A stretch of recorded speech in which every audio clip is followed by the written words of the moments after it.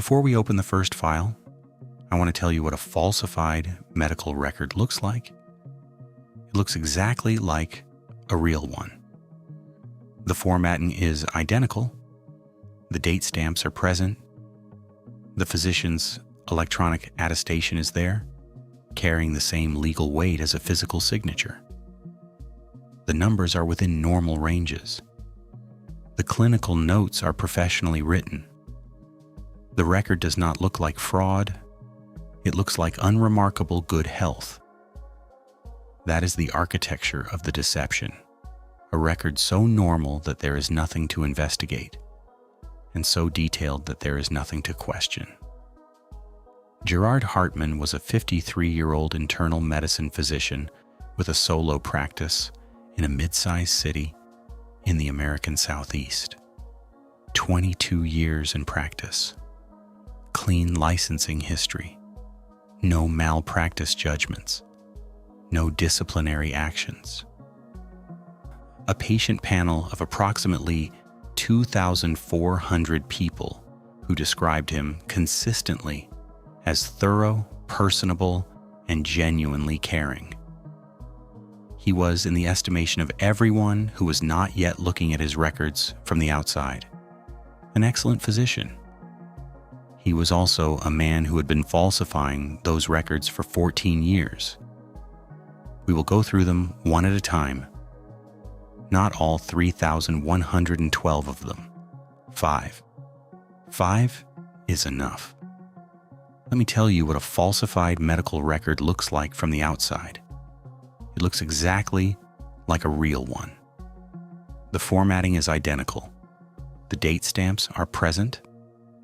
The physician's signature is there, or in this case, the electronic attestation, which carries the same legal weight as a physical signature under the medical records laws of the state where Dr. Gerard Hartmann practiced. The numbers are within normal ranges. The notes are professionally written. The record does not look like fraud. It looks like unremarkable good health. That is the point. That is the architecture of the deception. A record that is too normal to investigate and too detailed to question. Gerard Hartmann was a 53-year-old internal medicine physician with a solo practice in a mid-sized city in the American Southeast. He had been in practice for 22 years.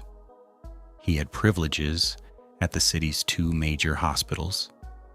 He had, according to the state medical board's records, up to the point of his investigation, a clean professional history. No malpractice judgments, no disciplinary actions, no licensing concerns. His patient panel was approximately 2,400 people. The majority of them long-term patients who had been seeing him for years and who described him in the testimonials collected during the investigation as thorough, personable, and genuinely caring. The specific fraud that Gerard Hartmann perpetrated operated on a logic that is, once you understand it, horrifyingly coherent. He was not falsifying records to cover up medical errors. He had not operated on the wrong limb or prescribed a lethal dosage. He was falsifying records to cover up the absence of care. Appointments were billed and recorded as having occurred. Some of them had occurred in the sense that the patient had come to the office and a staff member had taken vitals, but the physician examination, the diagnostic evaluation, the clinical decision-making that justifies billing at the code Hartmann was using. These were either extremely abbreviated or, in the worst cases, entirely fabricated. The tests that should have been ordered were not ordered. The results that should have existed were invented. The why is not complicated, though it is bleak. Hartmann had, over the preceding decade, expanded his practice to a patient panel size that was not sustainable for a solo practitioner who was performing the full clinical work each patient required. He had done this to maintain revenue in a fee-for-service model where revenue is directly tied to patient volume and billing codes. He had solved the math problem of too many patients and too little time by reducing the actual service while maintaining the billing. The patients paid through insurance, through copays, through the tax dollars that funded the public insurance programs covering a portion of his panel for care they did not receive. And they trusted the records that said they had received it. There is a particular category of harm in this case that I want to spend time on because it is easy to abstract and important not to. When a physician falsifies a record showing that a referral was made, the patient does not receive the referral. They believe they have been referred. They wait for a call from a specialist that does not come. After a few months, they may wonder about it and ask at their next appointment. Their physician may make a note showing that the referral was resubmitted. That note may also be false. The patient continues to wait, and they are waiting for a piece of care that has been written into existence but never actually dispatched into the world. For the 67-year-old patient in file number 0847, the 18-month gap between the falsified referral and the actual cancer diagnosis represented the difference between a likely stage 1 presentation with a 5-year survival rate above 90% and a stage 3 presentation with a significantly worse prognosis. The investigation does not record this patient's name. The civil litigation records, which are subject to confidentiality provisions, do not publicly identify the outcome of his treatment. What the public record shows is that a referral was falsified, a cancer went undetected for 18 months, and a man's medical course was altered by a physician's decision to record a service that was never rendered. The Edinburgh Postnatal Depression Scale is a 10-question screening tool that takes approximately 3 minutes to administer and is considered the standard of care for postpartum mental health screening. A score of 12 or above is considered a threshold for clinical concern. A score of 6 suggests low risk. The score of 6 recorded in file number 1534 was not wrong, because it was a misdiagnosis. It was wrong because it was not a diagnosis at all. It was a number from a different patient's file, apparently transferred without correction during the record entry process. Whether this was a deliberate falsification or an error that was not caught because the record review process was as abbreviated as the appointment itself, is something that the investigation could not definitively establish. Gerard Hartmann's defense, in the subsequent criminal proceedings, argued that this specific record reflected a transcription error rather than intentional fraud. The prosecution argued that the pattern of similar errors across more than 200 records made the distinction between error and fraud practically meaningless in terms of patient harm. The jury agreed with the prosecution. The postpartum depression that went unscreened in this case, which required hospitalization, also separated an infant from her mother for the first 3 months of the child's life. Hartmann's attorney did not dwell on that detail. The investigation into Gerard Hartmann began not with a patient complaint, but with an insurance audit, the same mechanism that caught Elliot Marsh, the pharmacist in our last video, which tells you something important about where the surveillance capacity in healthcare actually lives.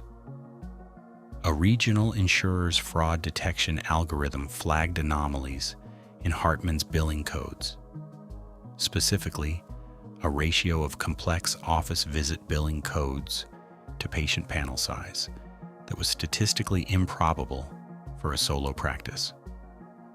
A human reviewer was assigned. The human reviewer requested a sample of patient records. The records were perfect. The reviewer requested a larger sample. The records were perfect. The reviewer requested lab corroboration for a subset of recorded test results. Some of the labs matched. Some did not, and because the labs had not been ordered and the results in the record were not connected to any actual laboratory analysis, the investigation expanded from the insurer to the state medical board, from the medical board to state law enforcement, and from state law enforcement to a federal health fraud task force in the span of 7 months. The scope, when fully mapped, covered 3,112 individual patient records reviewed and found to contain false entries, spanning 14 years of practice. The billing fraud totaled $2.1 million. The direct patient harm events confirmed by independent medical review numbered 47, ranging from missed diagnoses to falsified specialist referrals to the postpartum case described above.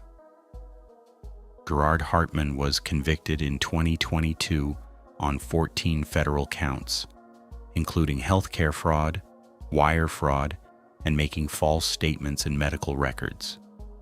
He was sentenced to 11 years. His medical license was revoked permanently the day of his conviction. He has not, in any public statement or court proceeding, offered an explanation for what he describes, when he speaks of it at all, as a situation that developed gradually over many years. The phrase "developed gradually" appears in the psychology of white-collar crime research as a signature of the kind of fraud that begins with a small compromise and ends in systemic harm. The small compromise is always described as temporary. It is never temporary. The patients of Gerard Hartmann's practice have had their records transferred to other physicians.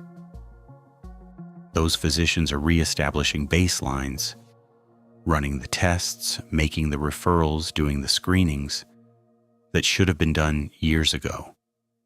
Some of what they find is treatable. Some of what they find required treatment years earlier. A portion of what they find they are finding too late. The number of patients in this last category is not publicly known. It may never be fully known because the only record of what some of these patients did not receive is a record that said they had. The patients of Gerard Hartmann's practice are currently in the process of having their medical histories reestablished by new physicians. Those physicians are running the tests, making the referrals, ordering the screenings that should have been done years ago. Some of what they find is fully treatable.